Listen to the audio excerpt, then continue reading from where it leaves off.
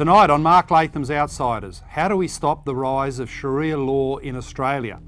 I'm also talking to Dick Smith, the colourful entrepreneur, about overpopulation in our major cities.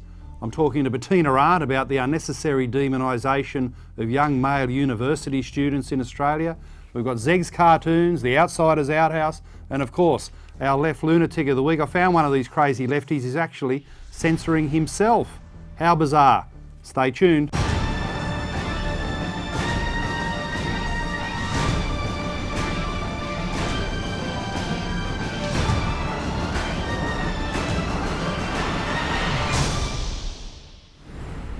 Trigger warning viewers, you've entered a very unsafe space. This is Mark Latham's Outsiders, Australia's most politically incorrect news and current affairs program. I'm coming to you in front of the Camden Library and the old Camden Fire Station in southwest Sydney, my hometown, beautiful heritage buildings, one of the great outsider destinations. And of course on our program, for all the outsiders, we have none of the outrage industry, none of the political correctness, none of the identity politics or social engineering. It's just good old-fashioned Australian straight talk, giving you the information you need, make your own judgment. We trust the public to make up their minds about all these important issues facing the Australian people. Don't forget, we're in partnership with Rebel Media. Go to the website, marklathamsoutsiders.com, to register for all the Rebel information, Rebel Australia information and campaigns, marklathamsoutsiders.com. And if you want to submit your views, have a say, part of the Outsiders Outhouse, freedom of speech, then don't forget the email address. It's mark.latham@therebel.media, mark.latham@therebel.media, there on your screen. Now, right at the top of the program, I want to outline something very, very disturbing about a trend in Australian public life. Last Friday, the Sydney Daily Telegraph had this on its front page, "And justice for Allah." This was chilling for people right around Australia with the realisation at the Sydney University Law School, they're now encouraging their students to recognise Sharia law in the laws of Australia. That is, the laws of Islam would be recognised and written into the laws of the Commonwealth of Australia. Now, this is a very disturbing trend on a couple of levels. One, of course, Sharia law is unacceptable for its content. The Quran has passages there discriminating against women, discriminating against gays and promoting domestic violence. We know that from our work on this program. So that's unacceptable. But also, it's going against the great Australian tradition of keeping religion out of our political system, keeping religion out of the laws of the land. Why do we do that? Well, in Australia, if you sign up for a certain set of religious beliefs, write that into the laws of government, then it upsets all the other religions and you end up with sectarian disturbances and even sectarian violence. We don't want to be like the Middle East, where they have these sectarian civil wars. We don't want to be like Northern Ireland, where they've had these religious conflicts. In Australia, we need a secular system of government, where government is there for the national interest, the public interest, rather than the interest of a particular religious doctrine, whether that's Islam or any other religion. So this is very, very disturbing, and we've got to stop it. We've got to stop it dead in its tracks. Now, if this was just a couple of crazy left-wing academics at Sydney University Law School, maybe you could write off the front page of the Telegraph, the news there as a one-off. But it's more than that. It's a trend that's emerging in Australian public life. It's not just these law school academics pushing the recognition of Islam and Sharia law. We've also had the Labor MP, Arn Ali, suggest that 18C, that anti-free speech provision in the administered by the Human Rights Commission, that 18C would be extended to Islam, that you wouldn't be able to give offence or insult to Islam, according to this proposal by Labor MP Ann Ali. That would be like a blasphemy law in Australia. She wants to go down the path of a blasphemy law, where people can't speak out about concerning aspects of Islam. What I said earlier on would be against the laws of the Commonwealth, according to this Labor MP. That's plain wrong. We've also got the development we've highlighted on this program of the Sharia law curtain at Auburn Pool in Sydney, where according to the religious doctrine, nobody can look at the Islamic women undertaking their swimming classes. So the curtain's gone up. Segregation in a public place, segregation in an Australian swimming pool. Again, unacceptable. We should have laws against that kind of religious segregation in Australia. And beyond that, we know that Sharia law is being pushed hard in an unacceptable way by radical organisations like Hizb ut-Tahrir. Earlier in the year, we saw their very disturbing video about domestic violence where it was being recognised as an acceptable form of behaviour against women. It's just not on. We can't have Sharia law in Australia. It's not the Australian way. It's not democratic. It's not morally acceptable in any shape or form. We need freedom of speech and a secular system of government. Now, beyond that, the brave cleric in Adelaide, Sheikh Tahidi, has been speaking out about his knowledge of the development, the rise of Sharia law in Australia. Let's hear what he had to say on Channel 7 recently. Disturbing and illegal, yet there's a strong undercurrent within pockets of Australia's Islamic community to openly practice the law of Islam as set out in the Quran and known as Sharia law. A Muslim man can have up to 4 wives permanently, and there are other contracts such as temporary contracts. Adelaide-based Sheikh Imam Tawhidi says it is already happening in secret. From the abhorrent offering of child brides, some as young as 13, both here and sent overseas, to men wanting multiple wives. The only way Sharia law will be established in Australia is when we have matters like these taken into consideration. And I pray that they never be taken into consideration by the government or be given any room in the parliament, because we might have Muslim MPs in the future who might want to push this forward. Imam Tawhidi says he is constantly being asked to perform second marriages, demand increases on certain religious days. The matter revolves around the occasion. So on Eid we would have like 10 calls, for example. And while he rejects such requests, he has no doubt other imams don't. But when I refuse, it doesn't end there. They'll always find an imam who will be more than willing to charge them $1,000 to $1,500 and conduct a marriage contract for them. And this is the sad part of it. The practice now so common, there are websites where men openly advertise for second wives. And I welcome you to secondwife.com, where you will find like-minded brothers and sisters who are wanting to revive the lost sunnah of polygamy. MashaAllah. We've uncovered polygamous families in Australia before. This is how I feel. I'm an Aussie, I live in this country, and I act like the way I want. Take the case of Muhammad, who we found to be in a relationship with at least 2 women. Hey. Oh, get out of here now! Get out! Hey. You're not having the You're not having the Mohammed. Hey. Is that how we treat people? There's no real reason for that. Hey, settle down, mate. And all were claiming separate pensions and separate government housing. Is it the case that you are married to 2 different women? Business! It is our business. None of your business! Is it the case that you're married to 2 different women and you're claiming single parents pension in all 3 different locations? None of your business! Imam Tawhidi says the corruption of his religion doesn't stop with bigamy in Australia. There's also the vile trade in young child brides. Having child brides is a tragedy in this time. It does happen. It happens in Australia. It happens to Australian citizens. I have come across families where they've taken their daughters overseas. How old? 13 years old. Getting them married. He says this happens when Muslims put their own laws of their faith before the laws of Australia. Now, it's disturbing stuff. You've got Sheikh Tahidi there in Adelaide setting out what he's finding in his own community, and it's more than coincidence. The 2 things he's mentioned there, multiple marriages, that is polygamy, and lowering the age of consent, child brides, they're the 2 things being pushed out of the Sydney University Law School by the zany academics in that old institution. Those 2 things, polygamy and lowering the age of consent, recognised in Australian law. Now, it's just not on. We've got to stand firm against the rise of Sharia law in Australia on many fronts. First of all, we need the federal government led by Malcolm Turnbull. He's totally useless on most of these issues. He needs to come forward and say there'll be no changes to Australian family law to accommodate Islam. The second thing we need is a government law to outlaw segregation, the sort of religious segregation we've seen at the Auburn swimming pool. No public segregation in Australia on any grounds, religious or other.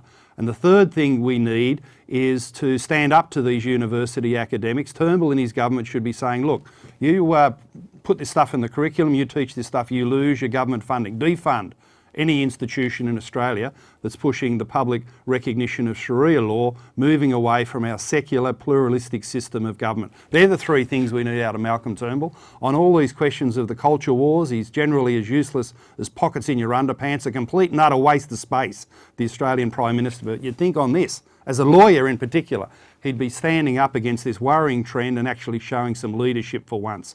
Well, we won't be holding our breath, but here at Mark Latham's Outsiders, we'll be standing up for these particular arguments and making the point time after time, because we're not going to allow our country to go down this dangerous, unacceptable pathway. So that's my editorial for this evening.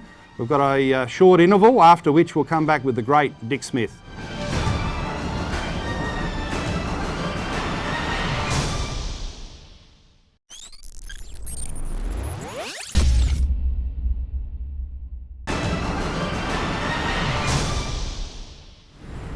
Welcome back to Mark Latham's Outsiders, where I'm delighted to say we're joined by Australia's leading entrepreneur, one of our great business people who's achieved so much in life. I mean, he's lived about 10 lives of achievement. Absolutely fantastic. Thank you, Dick Smith. Great to be here. Thanks for inviting me. Now, one of your big issues, and I share the passion, is to bring Australia's population under control. And recently we had William Burke from Sustainable Australia here, and he gave us this graph, a very good demonstration of how population on the current projection is getting out of control. There it is. The red line at the top is big Australia, the current 200,000 a year immigration intake. That would take us to a population of 40 million in the year 2050. If we went back to the 20th century average of 70,000 immigration intake per annum, that's the green Sustainable Australia, about 28 million, much more doable in terms of sustainability and the shape and functionality of our city. So Dick, it's all gone wrong, hasn't it? Why are these major, what you're saying? I think they're crazy. Look, 8 out of 10 Australians I talk to, I'll get stopped in the street. If I walked outside now, walk along the street, I'll be stopped, and the most common thing they talk about is population. They say, Dick, we agree with you. I've been on this for probably over 10 years, made a major documentary for the ABC. But no, it's really strange. None of the major parties reflect it. When it comes to the Libs, it's mainly big business and wealthy people who are giving big donations to keep the growth up.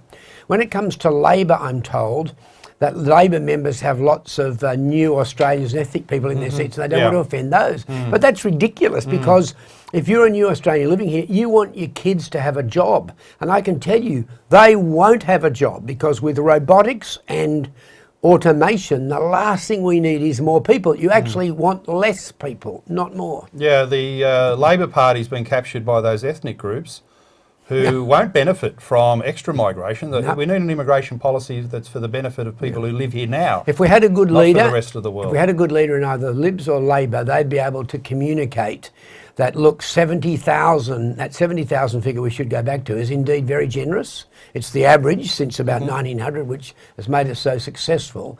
And anyone with common sense knows you can't have perpetual growth in a finite world. Yeah. The only one I think that gets away with perpetual growth is a cancer cell, and they normally kill their host. It ticked up the level of immigration around 2003, didn't it, with John Howard, who was known for being tough on border protection, stop the boats and all that. But at the same time, somewhat of a paradox, he ramped up Big Australia. It's very astute, because it looks as if we're becoming more successful. Now, how about this figure? In the last 5 years, the billionaires have over doubled their wealth in the last 5 years, whilst typical Australians have gone down by about 3%. So compare that, 200% wealthier. Harry Triguboff's now worth $11.5 billion. Property developer. Yes, and so the billionaires are incredibly well off. Now here's the problem. When you get such incredible difference between the wealthy and the poor, the pitchforks come out. We'll end up with people being killed. Well, it's also true that people in a democracy should have a say about this fundamental difference. Do we have in 2050, not so long from now, a population of 40 million or 28 million? Now, they're two very different Australias, aren't and they? 2050 doesn't worry me. It's the end of this century, when my little granddaughter will be alive. There'll be 100 million people here. Now, can we have 100 million, that's the projection. That goes to 100 million at the growth at 1.7% per year, which as a developed country is an absolute record growth. We're just absolutely crazy to be doing this. We end up with 100 million. Once again possible, but we'll probably have 40 million really poor people. And those really poor people, especially the ones who can't get jobs, they'll be the ones that become terrorists. Because you have 2 or 3 generations without any satisfying work to do, and you get angry. So yeah, everything in nature lives in balance other than us.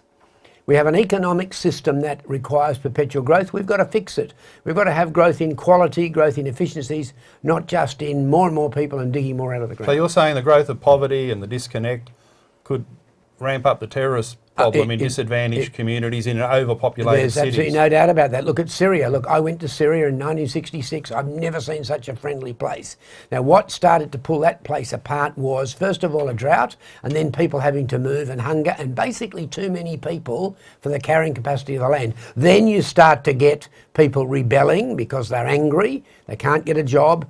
That's the type of thing that can happen. And it's happened all around the world. Look in France in, was it the 1790s sort of thing? That the same thing happens when you get huge disparity between the wealthy and poor people. Yeah, in the north of Paris, they've got what amounts to underclass communities there, Islamic underclass communities, and that's they're the terrorist Well, cells you're talking that about breed, Paris.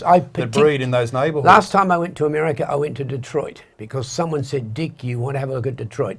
And I went to I think it was called the Plymouth factory, and around that area, it's as if it's been like Syria that's been bombed. In fact, there's no bombs there, it's just abandoned. Yeah. Now, this Hollowed is this out. incredible country that has lost the plot. America, too many people, and there's not enough, even though it's the wealthiest country on earth, not enough to share with 330 million. And so you end up with huge areas of Detroit that have just been abandoned. Well, big Australia population growth is wrong at many levels, but it's having an impact in housing affordability, isn't it? That the housing demand is driving up the prices. It's the main driver. Now, what Harry Triguboff will say, and in fact he said it, we'll just bring in more immigrants to sort of to live in all the houses, but that puts the price up. And the main driving force behind the high house prices is the incredible population increase. Now, the other side will say, oh no, we just don't build enough. Well, first of all, what's wrong with living in a house with a backyard and a cubby house and a chook pen in the back? Now we're putting our kids in high rise. I call them battery kids. Now Australian families spend $50 million a year for free range hens. What about our kids? The state government here is building, I think it's 5 high schools in high rise building. Yeah. Well, battery schools. Years ago, my wife Pip and I went to Hong Kong, and we were in this hotel, and we looked out and we thought, what's that noise? And it was kids in this tenement building, and they were trying to play our sports, and the school was in this tenement building. We thought, oh, the poor Chinese, they're in a tenement building. We're doing that.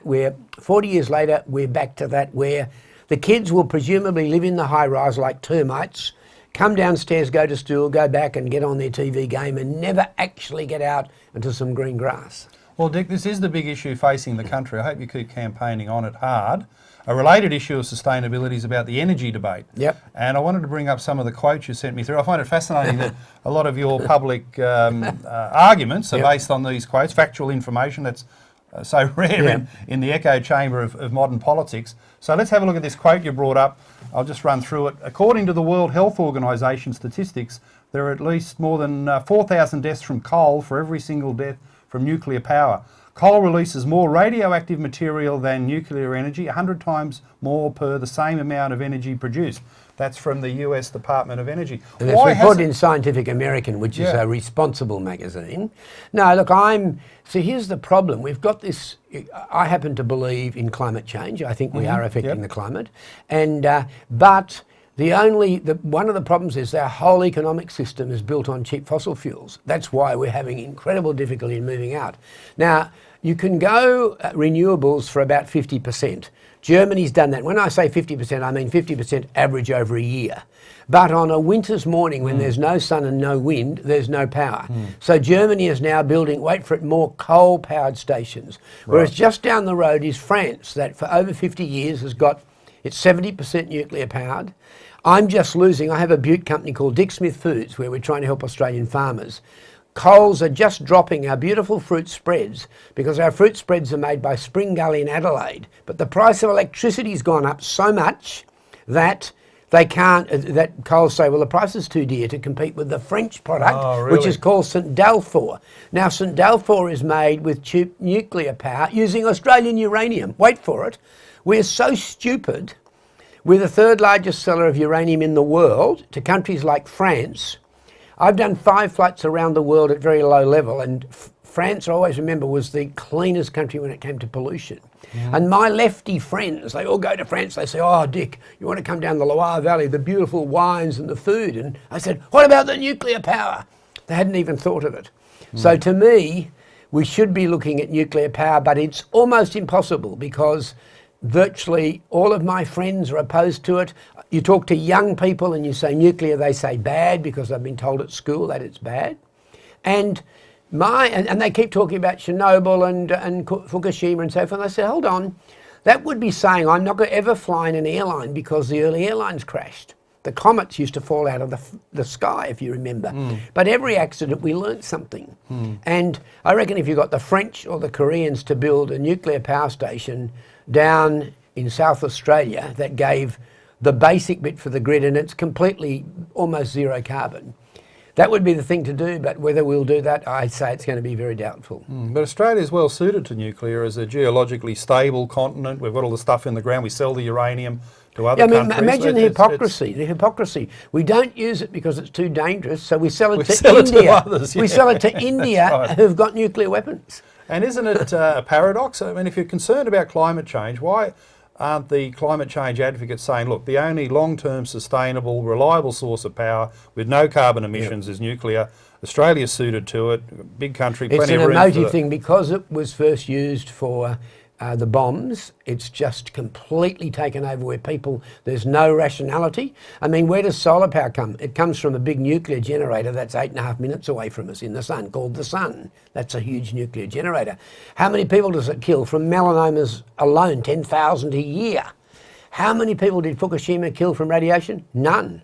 15,000 from the tsunami, but not one person from radiation. So to me, I think it's impossible to get anywhere with it. It's so ingrained. So here you are, you have people talking of renewables, which will put the cost up. On the 7:30 report 2 nights ago, there was a pensioner who, wait for this is in Australia in 2017, he had to turn off his heater in the winter, and he's all rugged up like an Aborigine when they were nomadic out in the desert, in this freezing cold because he can't afford to pay for the electricity because it's gone up so much. Because we're trying to move to renewables, possible but only affordable by the wealthy like me and you, of course. Well, Craig Kelly, the Liberal MP, made a good point that if pensioners can't pay their power bills, it's bad for their health. People can freeze in the winter. He wasn't allowed to say that more people are going to die, but he's right. Well, he is. And heat waves in the summer just as bad? Exactly right. No, we have a terrible heat wave and people die. When you have air conditioning, there's less chance.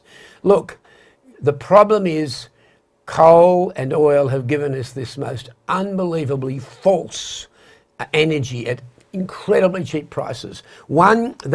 If that was full of diesel fuel, that would be about 5 man days of work, about $1,000, whereas it would cost 40 cents, but it's worth $1,000 in the energy and man work power it can give.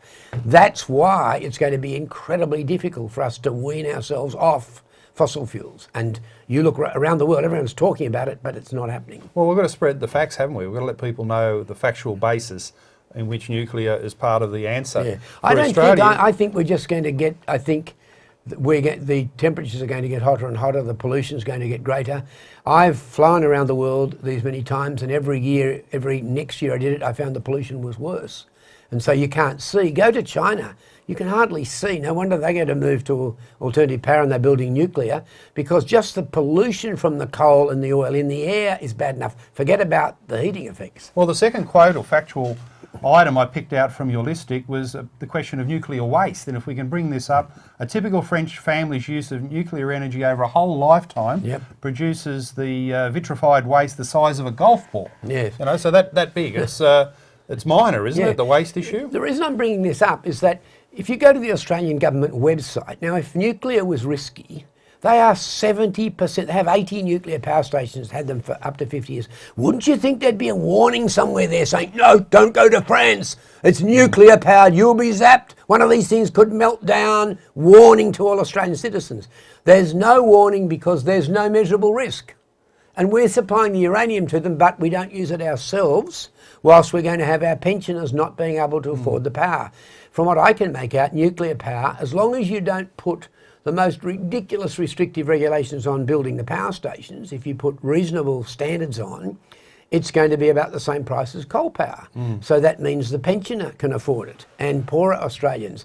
At the moment, renewables, I can afford it, but many people won't be able to. Well, the energy debate in Australia, it's as crazy as the population debate. You're the voice of sanity, reason and rationality. Keep going. What other projects have you got on the boil? You've always got something up your sleeve. I'm setting up the Dick Smith Fair Go group, and it's people say to me all the time I should be in politics. Too old for that, and I'd be in politics if someone wants me as a dictator. But otherwise, until that happens, no, couldn't do that. But I'm getting together a group of supporters because I saw Malcolm Turnbull having dinner at the lodge, or it might have been Kirribilli House, can't remember, with the Muslim group. Oh yeah, Kirribilli, yeah. Kirribilli House. Now, Iftar dinner. He wanted to meet them, but that's 3% of the vote, and you only need a couple of percent of the vote to get in. So I'm going to get the Dick Smith Fair Go group going. It's going to have, first of all, of course, it's going to be talking about bringing our immigration down to the Paul Keating levels, which is still very generous and high. It's also going to be talking about putting the tax up on us wealthy. When Singo, John Singleton, Jerry Harvey and myself made all our money in the 70s, the business taxes were 50% greater. And we did okay and shared the wealth. The greatest con at the moment is when the business community says, oh, if you reduce our taxes, we'll work harder and make more money and it will trickle down to everyone. It doesn't. The wealthy, the billionaires become wealthier and the poor become poorer. So I'm going to push, let's go back to the taxes of the 70s for as long as we need to, so we're not racking up debt. Also, take away all donations to political parties. Wow, that'll be difficult to do, but if you could do that, these very wealthy global companies wouldn't be able to force endless growth when even Malcolm Turnbull must know it's impossible. Well, great stuff. Thank you. Lots of luck with the Fair Go project and all your other advocacy. You're doing a great service for the country. We're up against the clock. We'll have to have a short break now and come back with our cartoonist, Zeg.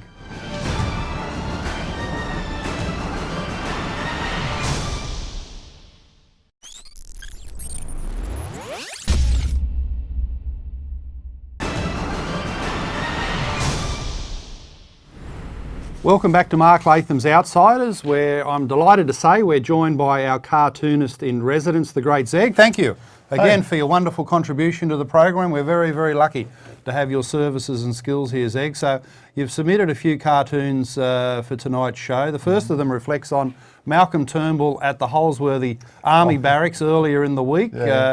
He was there in front of the kitted out commandos, using them basically as political props, which wasn't a great look really to use the commandos that way. So take us through your cartoon. Well, basically here he is, he's coming back saying, Scott, you should have seen me today. And, you know, didn't he look puffed up and he's, you know, walking around, look at this tank, look at this vehicle, what do you do, what does this do? You should have seen me today. He was in amongst our top military gear. And there's ScoMo there. Looking at that beaten up old plane, and look, it's written on it, national debt, foreign debt. He goes, yeah, that's great, Mal, but how are we going to keep it all working? How are we going to pay for it all? That's right. Fairly struggling to pay for the army these days with the state of the budget. That's right. So that's great stuff. And your second cartoon is reflecting on the point I made earlier on about Sharia law at Sydney University. Oh, yeah. Run us through it. Mate, well, it's the law is itself obviously contrary to contradicts Australia's principles, values, our Judeo-Christian law system that goes back for a long time. In this cartoon, we're looking at the real cause of why Sharia law is being even considered in this place, and it's because of cultural Marxism. Yeah, the march through institutions, and there's old Uncle Karl Marx, saying another gift from the comrades as he hands it over. Great stuff, Zeg. No worries. Thank you, and you'll be with us to talk through the Left Lunatic of the Week. But before that, we've got our very popular segment, The Outsiders Outhouse, where again it's a wonderful Zeg drawing. He's got me on the thunderbox there, the last bastion of free speech and free thought in Australia is on the old toot, the thunderbox, the outhouse, and it's your say as viewers, and we're getting so many letters in I can't handle them all, but we've got a pretty big segment this evening, starting with Brian Haig, who has sent in a bit of humour here, a story that he's retailing out of the United States, where an American goes into a bar in Washington DC where CNN having abandoned its fake news service, has gone into the new business with low-cost robot bartenders. The robot says to the American, "What will you have?" The guy replies, "Whiskey."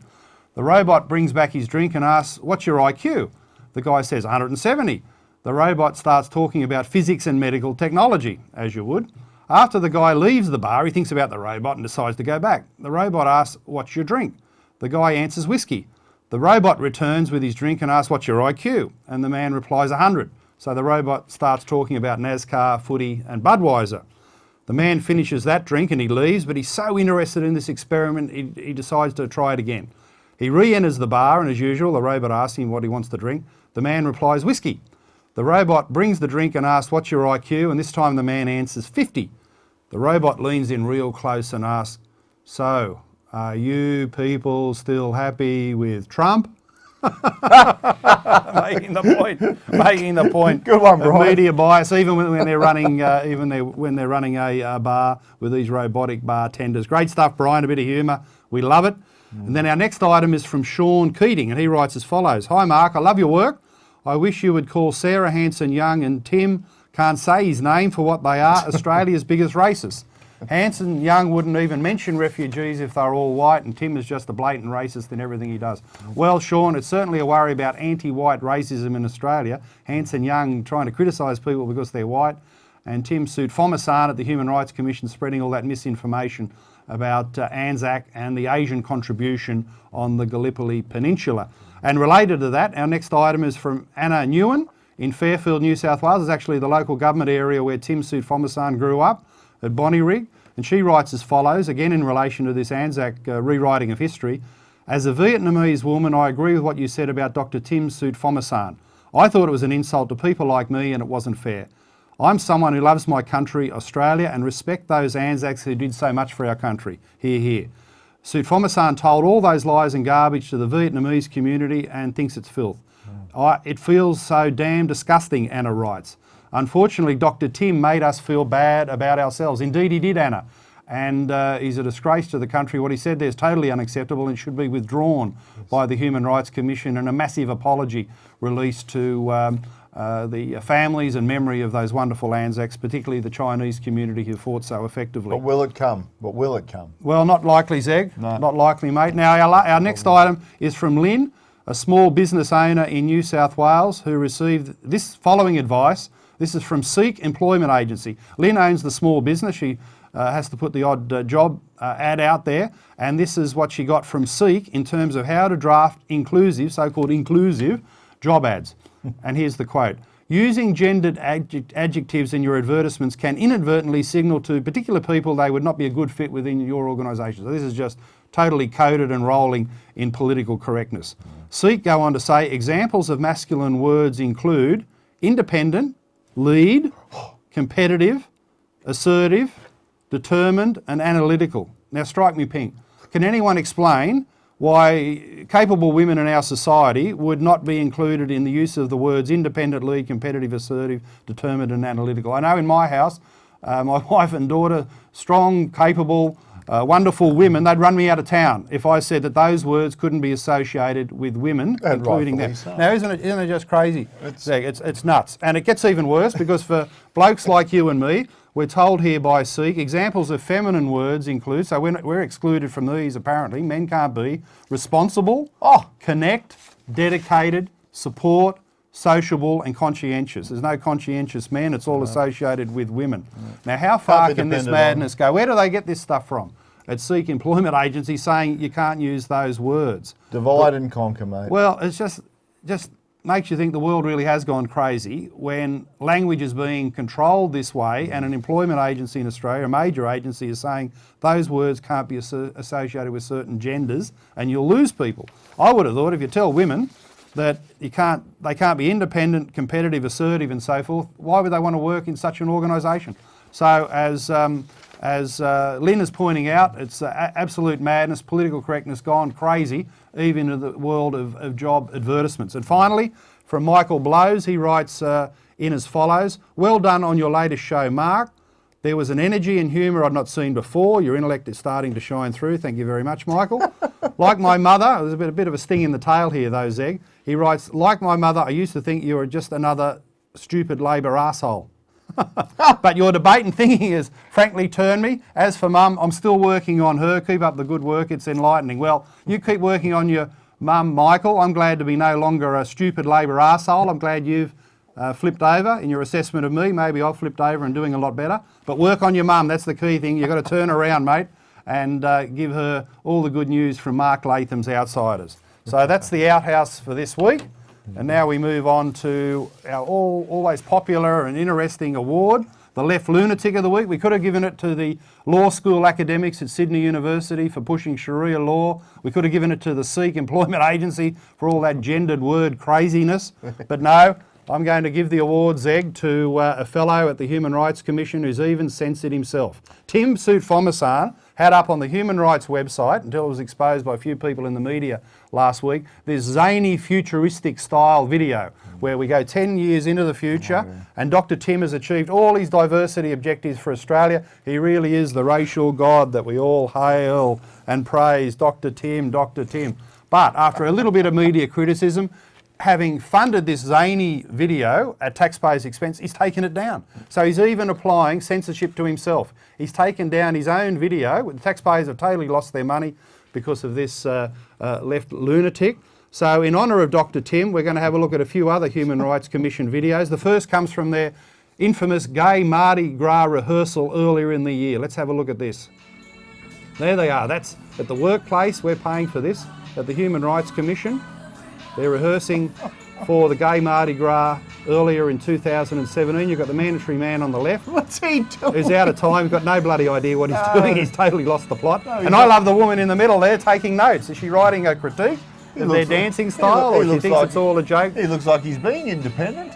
Well, he's the token man. That's the Human Rights Commission. They're our taxes at work. Not the best. Oh, they're great. Get out of there, love. It's not worth it. Good on you. And then the second video we're going to have a look at from the Human Rights Commission, it's just as bad. This time they were trying to promote last year a song called Colours of Australia. Hasn't taken off, hasn't topped the charts, the pop charts in any way. Have you ever heard of this song?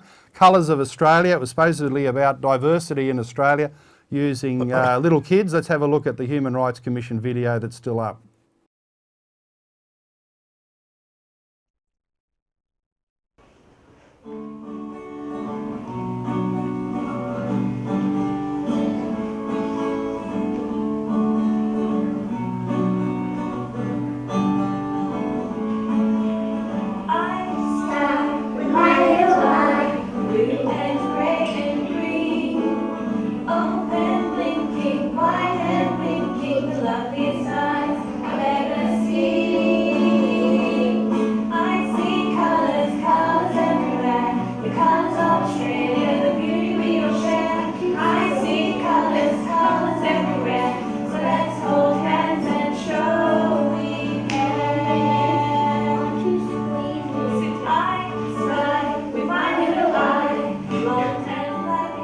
Poor little kids, they had no idea about the words, they couldn't sing any of them.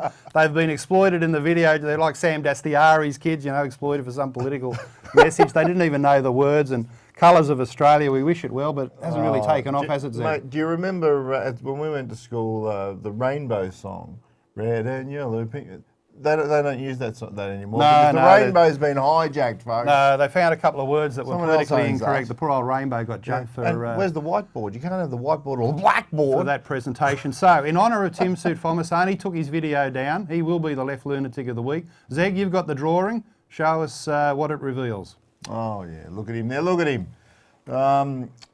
If you can look at the page there, he's ripping history apart because, as we know, he's got his own version of history. Apparently, Asian people didn't take place. Didn't fight for the Anzacs or in World War One. A rewriting of history. Yeah. Dr. Tim tearing in half the history page, as he disgracefully did at his old school, Hurlston Agricultural High School. He's the Left Lunatic of the Week. Zeg, thanks for all your wonderful work, mate. Absolutely fantastic. Love it, mate. Stay with us. We've got Bettina Arndt talking about other atrocities in the Australian university system.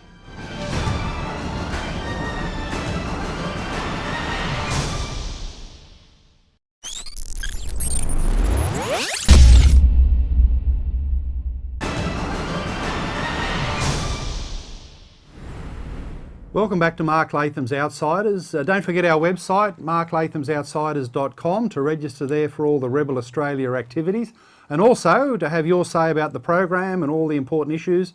The email address is mark.latham@therebel.media, mark.latham@therebel.media, so send in your thoughts, always welcome. As is, of course, one of our regulars here on the show, Bettina Arndt. Thanks for coming back. Mark. Nice to see you. Now, Bettina, we've got a warning for the people of Australia that propaganda is about to hit. The whole notion that we're a nation of male sexual predators. The university sector is going to be subject to a release by the Human Rights Commission of a bodged up propaganda survey.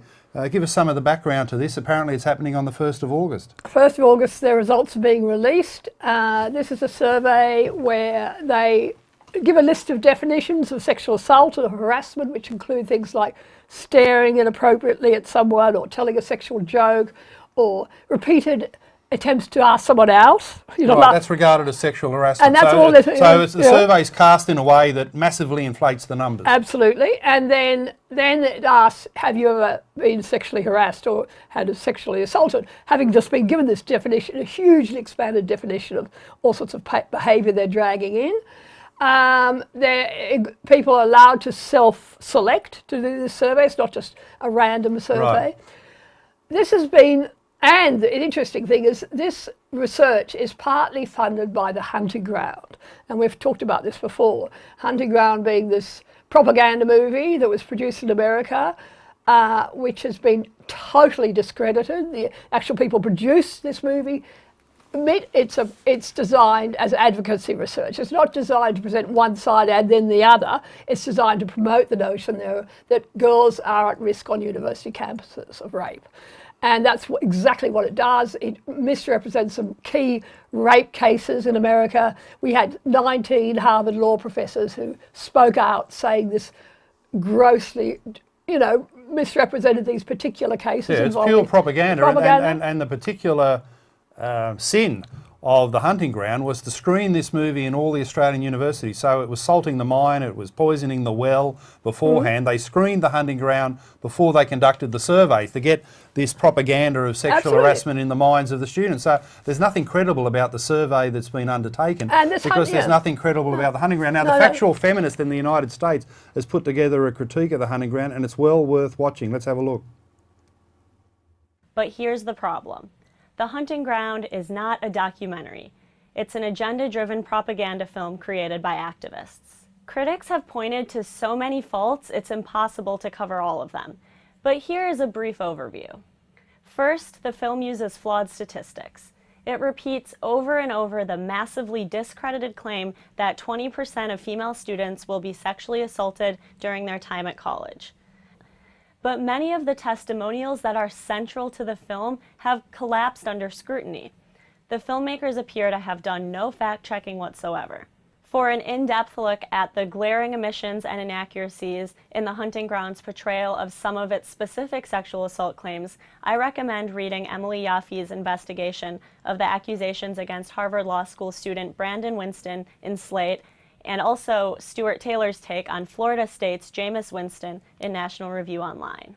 The film's portrayal of the Harvard Law School case is so unfair and misleading that 19 Harvard law professors wrote and signed a statement publicly denouncing the film and defending the accused student, Brandon Winston, who, in the law professor's words, was subjected to a long, harmful ordeal for no good reason.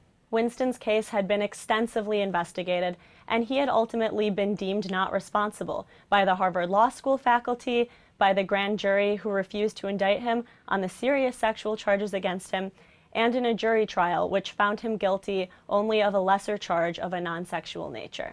According to the Harvard law professors, quote, "This purported documentary provides a seriously false picture both of the general sexual assault phenomenon at universities and of our student." How did the filmmakers respond to the Harvard Law School professors' critique? By accusing them of victim blaming. Now, Bettina, in terms of academic integrity, it's disgraceful, isn't it, that a movie condemned by 19 Harvard law professors, many of whom are on the left, has been shown at over 25 Australian universities prior to this Human Rights Commission survey. They want this to be true, don't they? They've convinced themselves that all the male students at the universities are sexual predators.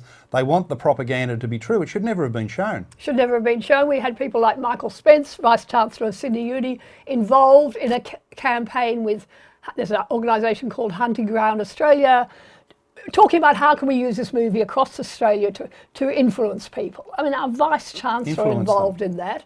And what's interesting in America now, there is the solid data coming through showing how destructive this has all been.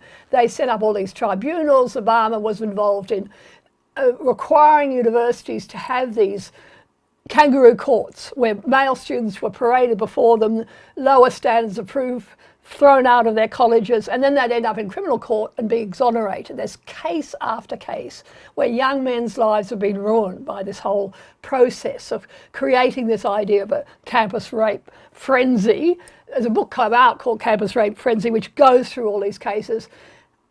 Trump is now winding this all back. We've seen where this is all leading in America. We've seen what a disaster it was for young men in America, and we are heading down the same road. I mean, what is going on here? Well, some of the universities are jumping the gun, aren't they? What's happening at ANU they all and Deakin? They all are. I talked to a Vice-Chancellor yesterday who said we have no choice. We're all taking action to show we're on track. Even before the data is released, they're saying, oh, this dreadful data is going to come out. ANU has employed a sex assault counsellor to work on campus. Deakin University is requiring all students and all members of staff to attend consult matters training. They're having safety zones. They're having, even historical intervention. So an old case that you dragged out that might have happened 30 years ago, you're going to be allowed to go along and have this revisited in some way. Intervention for students who've been involved in these rape cases, academic consideration being given them, lots of incentives for people to come forward and allege something has happened to them. And the universities are just lying down like dogs with their balls in the air, wanting someone to come and bite them off. I mean, I don't know what's going on Well, and here. the universities, based on propaganda, are damaging their own reputation. They're less likely to take money from students domestically and overseas because they're basically saying on the essence of propaganda that we're not a safe place now for women to come and study here. So the universities, in tandem with the hunting ground, are actually paying a lot of their own money to damage themselves based on a falsehood. And, Brian Schmidt, eminent scientist, Vice-Chancellor at ANU, is giving in to all this rubbish why hasn't he going to the really prominent social scientists in his university and having a good look at this data that the Human Rights Commission is producing, the really faulty ways that they're approaching this whole research project, and the fact you can shoot massive holes in it. Well, the 1st of August is the key date, and I know, Bettina, you'll be putting out the facts as opposed to the propaganda. The other thing you've been doing as a wonderful contributor to Mark Latham's Outsiders is moving into the world of vlogging, the video blog as it's called, and you've got one coming up tomorrow night, screening at 8 p.m, looking at domestic violence propaganda. Let's have a preview. Most family violence is actually two-way violence involving women as well as men.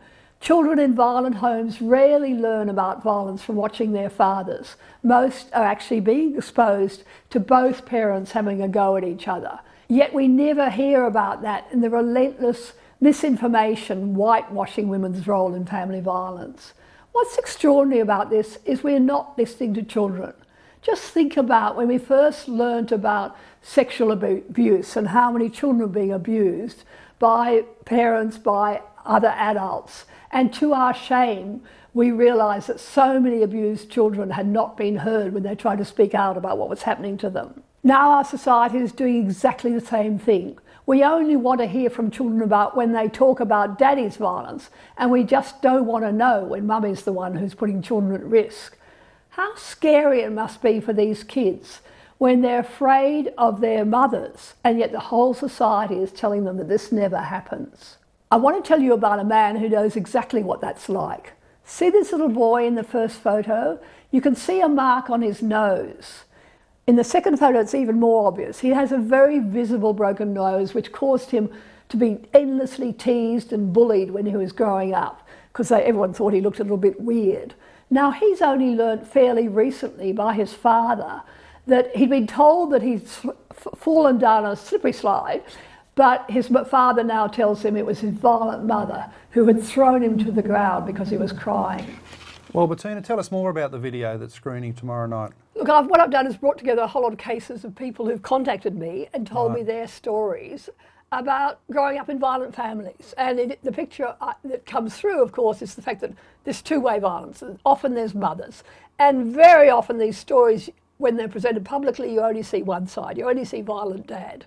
And I've got real cases here, including, amazingly, the Minister for Violence in Victoria. Her story is extraordinary. She's got a really violent grandmother, and yet I have her standing up there preaching at us saying we have to Fiona Richardson. Yeah, Fiona Richardson. We have to do something about violent, men's violence, men's violence, men's violence. Never a word about mothers, when she knows her own mother was damaged by this violent grandmother. I mean, the lies, the monstrous lies that are being taught about domestic violence is the topic of my vlog, and I've got some fantastic cases which show how distorted the whole debate has become. Well, you're putting the facts out there. The left feminists hate the facts, but you're doing it. Thanks for your wonderful contribution to Mark Latham's Outsiders. We're up against the clock. Thanks. We have to say good evening. Thanks for watching the show. We'll be back next Wednesday. Stick with us. We always have good information, straight talk, the Australian way. We'll see you next Wednesday night.